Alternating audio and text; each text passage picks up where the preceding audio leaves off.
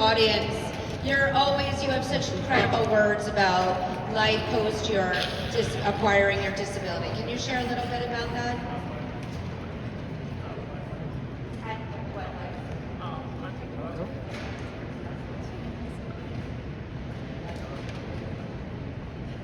Hello.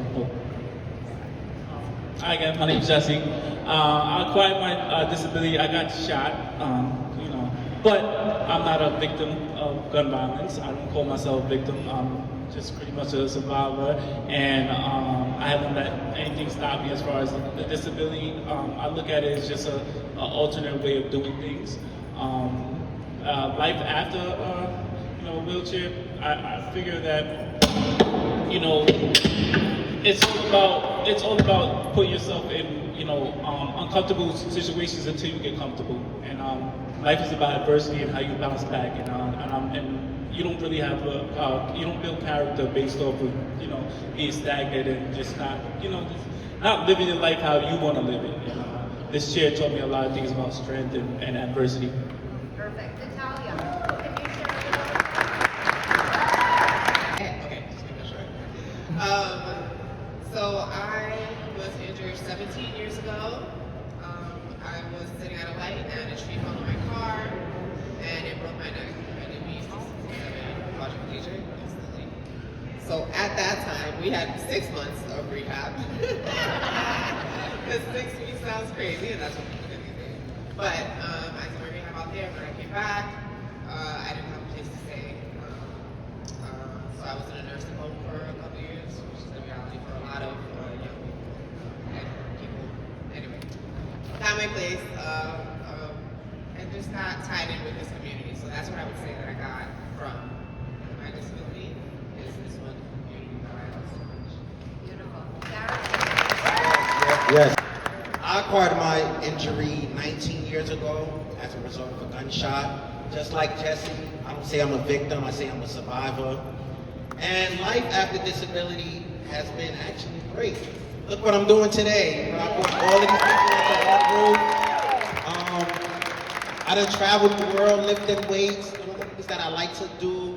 We just came back from California, Oakland, California, where we did some rock climbing. So, life is great, and the fact that I get to inspire, motivate, and help so many people across the world is incredible. And I never thought that would come out of being a survivor of a spinal cord injury.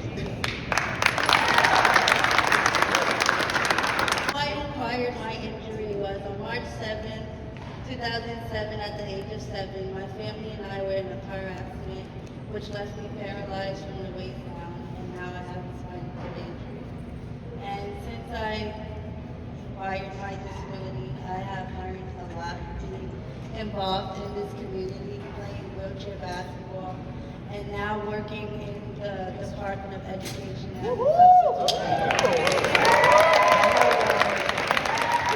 a was in our New York Fashion Week show. And I would love, especially with our incredible first-timers that have been on our runway, if you could share a little bit about how it changed perspective for you. What did it give to you, and why is it important for the industry to understand who people with disabilities are? Jesse, would you like to start? So, I was part of Runaway Dreams. I think it was one of the first shows, and being somebody in a wheelchair, representation is very important, right? So, when I acquired my injury, I'd never seen anybody in a wheelchair on TV or modeling. So, just being like the first pioneer, one of the first people in a wheelchair modeling, that was just big, because just seeing somebody that looked like you on TV or on the runway, and like the newly injured people, just that, that little spark of hope can just help people, can go a long way. So representation, the biggest thing was representation.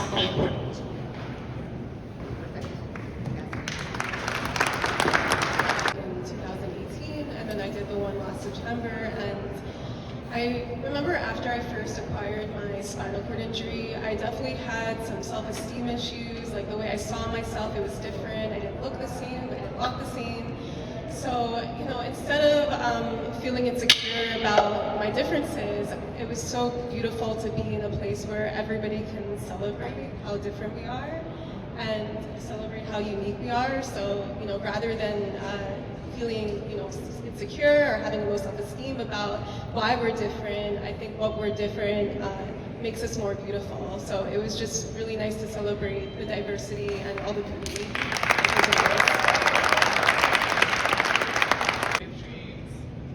It was a really beautiful one. Everyone was so nice, and that's the staff, the volunteers, the Alumni Models. Everyone was just so extremely nice.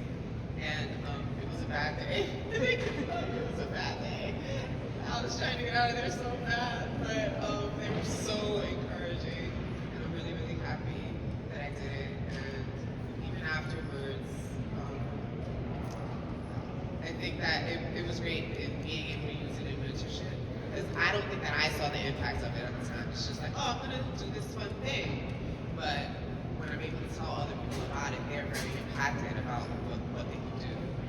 Like, so I think that was a pretty good thing with it. Incredible things for me, as far as like modeling opportunities, and also I'm part of Gamut Management as well, where with Gamut Management, the staff there, part of Runway of Dreams, they advocate for individuals with disabilities to get paid fairly for different modeling gigs or different media opportunities. So through that, through those media opportunities, I was able to reach and connect with people far across the world. If anybody knows my Instagram, a lot of my Instagram started because of being in Runway of Dreams shows and people reaching out to me after asking how could they go about becoming a model or participating in a Runway of Dreams show. So it's done incredible things for my life, and it's going to do incredible things for whoever else participates on the runway with me.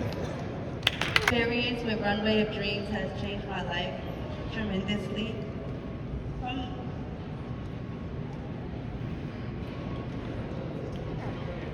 Let's hear.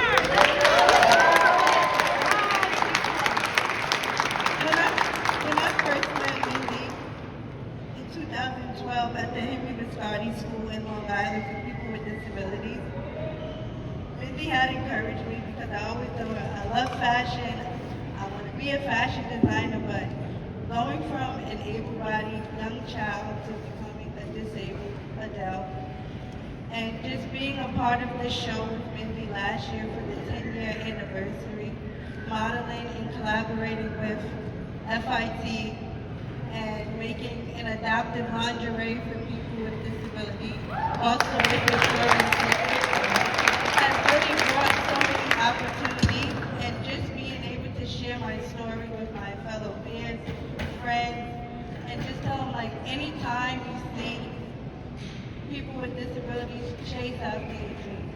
And Runway of Dreams has taught me that. Go out there, be yourself, be you, get on the stage, and show off.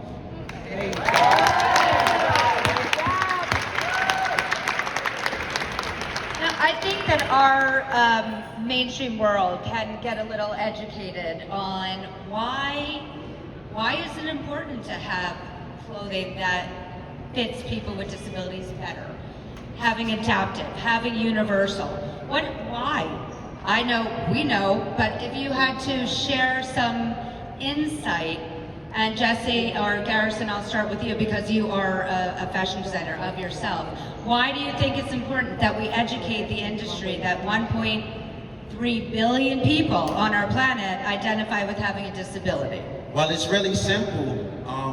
It's accessibility, independence. By putting on a pair of jeans or being able to button your shirt on your own, that's a sense of independence, and that could be the difference between someone wanting to go outside or someone wanting to stay in the house with their injury.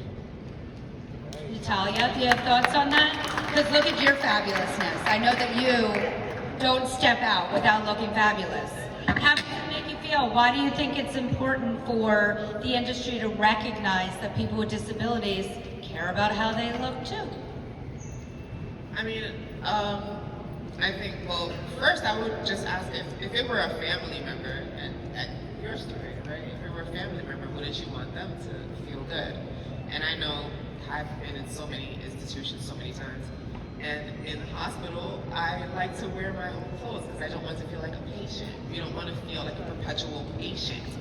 And when I was in that nursing home, that was the only thing that made me feel young and vibrant and confident. And then other people reflected that, and it's just a rebound kind of situation. Perfect. Anna, Jesse, anything to add? Well, for me, what I did learn is like pretty much a disability doesn't discriminate. You can acquire a disability any time part of your life. Like we all woke up, didn't know, we wasn't born with our disability, so you can acquire a disability. And just because you have a disability doesn't mean you can be like less fashionable and you don't have to feel good and dress good and feel good about yourself. But that was like very important, just being more inclusive and just being more adaptive with the clothing, because I think that's a big demographic, like the fashion industry and big like clothing brands just don't think about just people that acquire disability, and it can happen to anyone pretty much. Beautiful.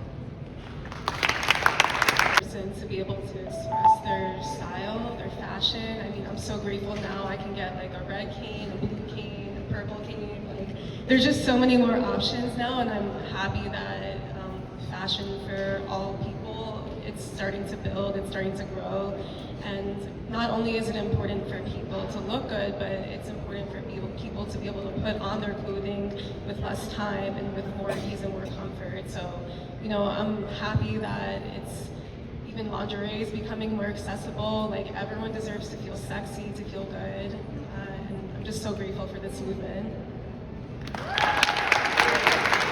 Show that they saw.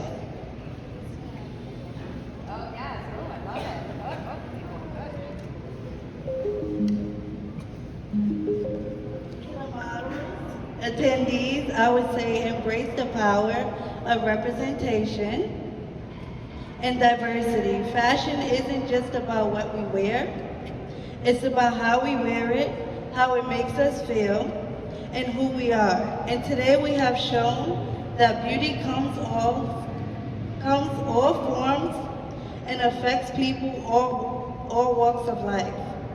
Everyone deserves an opportunity here to express themselves. The more we collaborate diversity, the more we empower and educate others. The more the world changes, the better to feel. Confidence, capable, accepted, appreciated. Let this event serve as a reminder that Inclusivity. isn't just a trend, it's the future of fashion. Let's continue breaking barriers, knocking out stigmatism, strategies, creating space for everyone, and supporting the beauty of individuality and being different. Thank you. One nugget I could leave with you. Just learn how to embrace your flaws. You don't necessarily have to have a disability. I think everybody has a flaw, something they don't like on their body. And just see, all these models come up here, and I'm pretty sure a lot of them were nervous, and they're uncomfortable with the situation, but they had to be comfortable. They eventually became comfortable. Same thing with flaws. The flaws can be a beautiful thing. It makes you different, and get comfortable with your flaws. So you don't have to have a disability to pretty much like, I don't like this flaws. Embrace yourself, and that's what I feel like, that's what, like, embrace yourself, love yourself. A little nugget to all of you. You guys look so hot today. I appreciate you. You came out there. You were all shining, and I'm so proud of all of you. Just keep going out there, keep being yourself, embrace yourself, and love yourself. Again, for these models.